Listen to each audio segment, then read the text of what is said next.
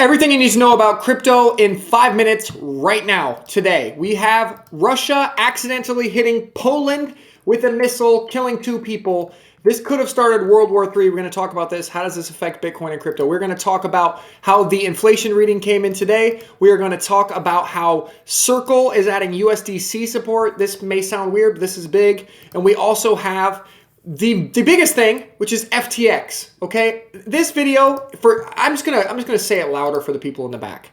I think that this whole FTX thing on the medium to longer term is exceedingly bullish, like hugely bullish for Ethereum and Bitcoin, and I'm going to explain why in the next 3 minutes. So if that sounds good to you, do me a favor and smash the like button on this video. For the love of God, smash the like button and subscribe, because I have something coming out for you guys. I got a really strong response on this. If you guys haven't noticed, when FTX blew up, Ledger, what I said immediately, right when FTX blew up, is that Ledger and Trezor are going to make more money in the next month in the history of their companies combined. I hope they have a lot of inventory. And then the Ledger CEO came out and said that Sunday was Ledger's biggest sales day ever amid the FTX collapse last week, the company's biggest sales week ever.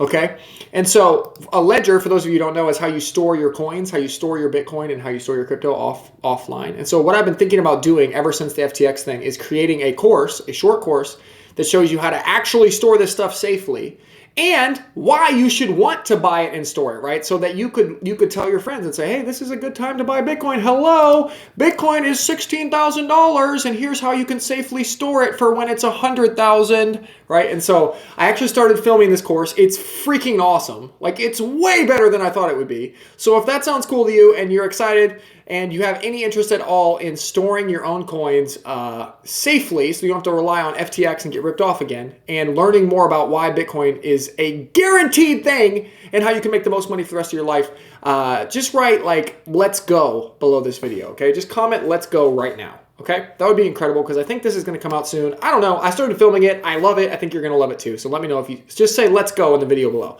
Okay, back to the news. First and foremost, let's just talk about this. So obviously we had the Russian missile, hit you. It was supposed to hit Ukraine. I think what we've determined here is that it was going to hit Ukraine. Ukraine shot it down, and the fragments killed 2 people in Poland. Why is this bad? Well, Poland is a NATO country, which means that if you hit a NATO country, that means the US and Russia would be at World War III. However, it was an accident, so I don't think it matters.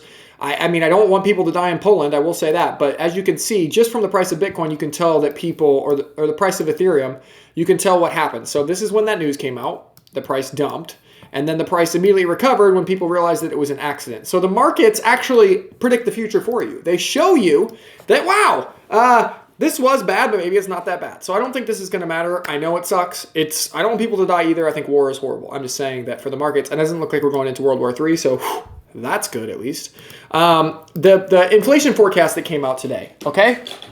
US PPY year over year.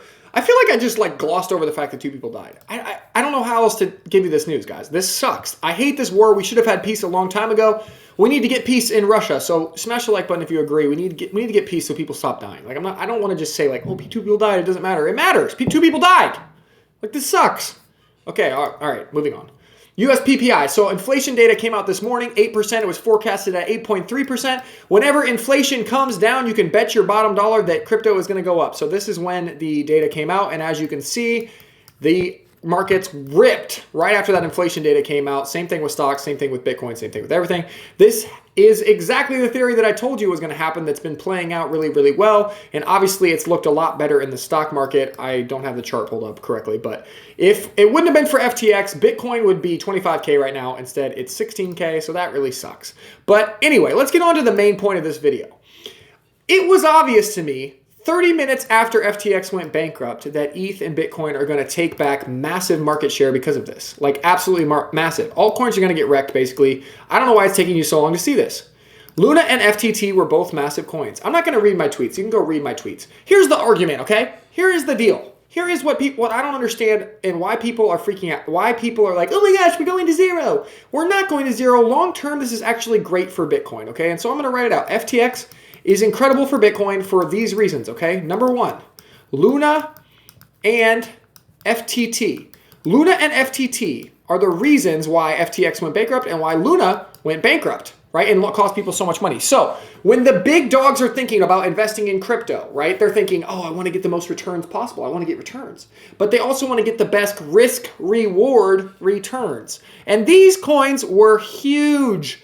Luna had a $60 billion market cap. FTT, I forget. I think it's like a $20 billion market cap or whatever. The whole company was worth $36 billion.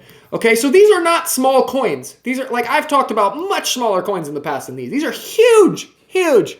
If these companies, it's a very simple argument, guys. If the big money cannot trust a $60 billion enterprise or a $36 billion enterprise, who are they going to trust? All you have to do is go to CoinMarketCap. Where is my CoinMarketCap? Ignore this. This is just a bookmark. Don't buy Ergo. I don't even know what that is, okay? Cryptocurrencies. If you go to this thing, Bitcoin has a $322 billion market cap. Ethereum has a $152 billion market cap. Look at this. The things that blew up were $60 billion and $36 billion, okay? So I will just tell you this right now. No serious investor is going to buy anything smaller than this. Anything smaller than this ever again. So that's going to eliminate, let's see here, everything. Tether, I mean, I guess they can buy Tether. That's $66 billion, but they're not going to buy BNB. Maybe a little. I doubt it. I doubt it. BNB, XRP, Cardano, Dogecoin, these are too small. They can go to zero in 5 seconds, and if you don't believe me, all you have to do is go look at the history of these $60 billion coin that went to F and zero, $36 billion that went to zero last week.